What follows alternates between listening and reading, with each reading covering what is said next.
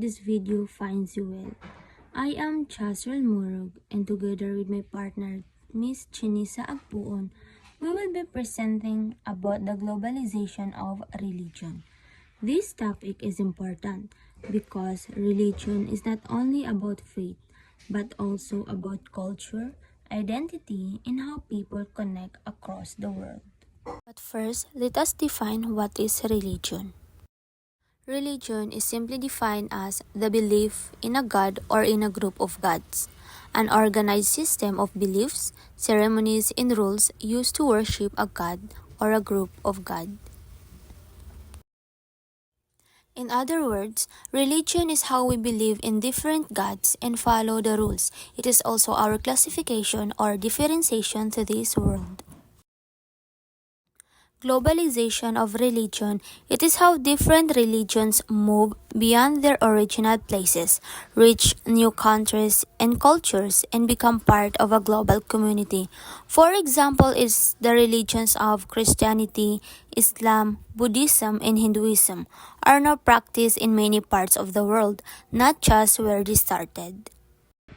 Relationship between religion and globalization. Globalization and religion, their relationships is complex, with both benefits and difficulties. First is the benefits. Globalization improves communication and transportation, helping religions spread and connect. And the difficulties are, religion can also serve as refuge for those who reject globalization's influence. Globalization increases contact among people and cultures. Religions become more aware of their global presence, greater recognition of their role in a worldwide community. Understanding the connection between religion and globalization can be done in two ways. First is the religious reactions to globalization, or this is how religions respond or adjust, adapt, resist, or reinterpret. Next one is the studies of globalization's impact on religion. It is how religion shapes globalization and how globalization changes religion. The next one is the global religious landscape. 5.8 billion globally, or 84% of the world's population in 2010, were estimated to be religious, according to a study that examined more than 2,500 censuses, surveys, and population registers. As you can see, makikita nyo sa pie graph ang percentage ng different religion around the world, which is first the Christians, the largest religious group who make up 2.2 billion or 32% of the world's total population, followed by Muslim or Islam, 1.6 billion or 23.2% of the world's total population. But as of 2025, approximately 2 billion or 24.1% were estimated. Islam is second and fast-growing religious group. Hindus, who numbered 1 billion, 15% of the world's total population.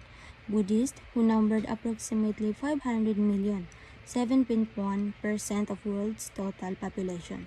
Jews, who numbered 14 million of world's total population. Folk or traditional religions, indigenous faith, more than 400 million, 6% of the world's total population, commonly practiced in Australia, China, in the United States, and Africa.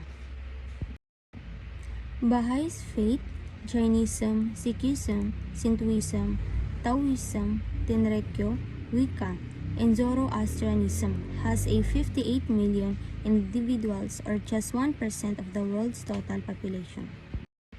The study also discovered that atheists has 1.1 billion people, or approximately 16% of the world's total population, making them the world's third largest religious group after Christians and Muslims.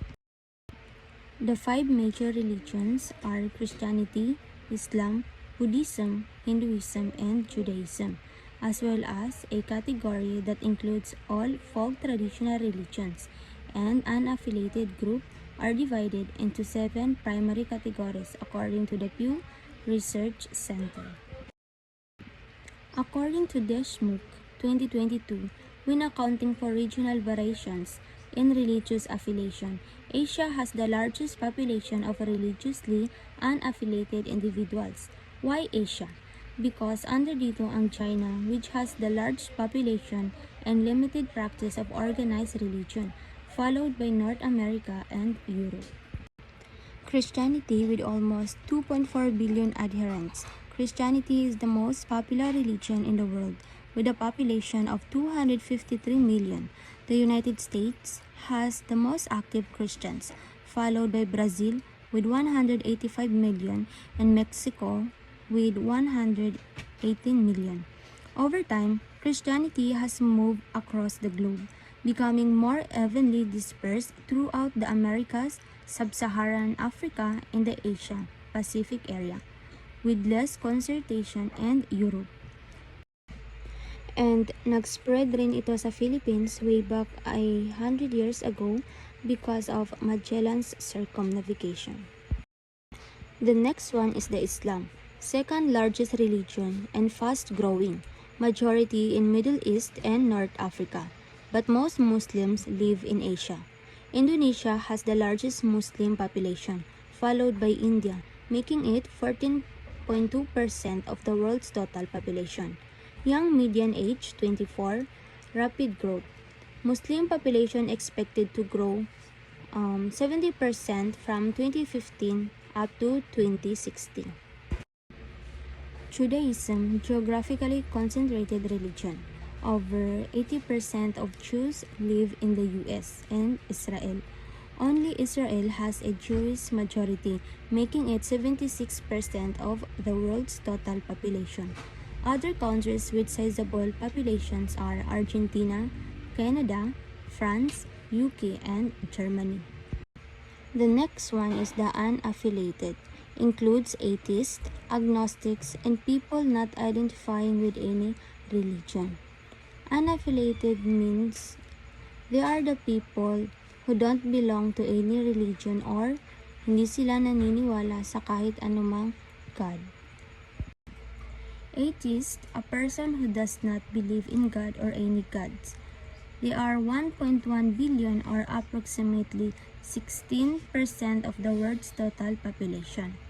Agnostics, one who is not committed to believing in either the existence or non-existent of God or a God. Hinduism, third largest religion with 1.2 billion followers, majority in India, Nepal, and Mauritius.